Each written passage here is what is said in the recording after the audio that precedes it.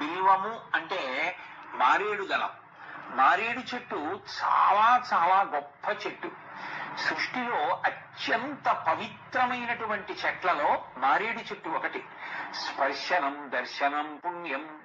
ఒక్కసారి మారేడు చెట్టు వంక చూస్తే చాలు.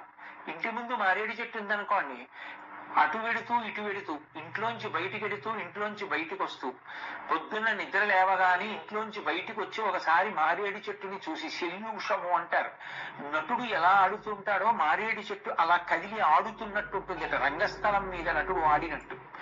అందుకని అలా ఆడుతున్నట్టుగా ఉండేటటువంటి మారేడు చెట్టు వంక ఒక్కసారి చూస్తే చాలు పుణ్యం. అంత తేలికగా పుణ్యాన్ని ఇచ్చేది ఇక లోకంలో ఏముంటుంది? దర్శనం, స్పర్శనం. మీకు అవకాశం ఉందా?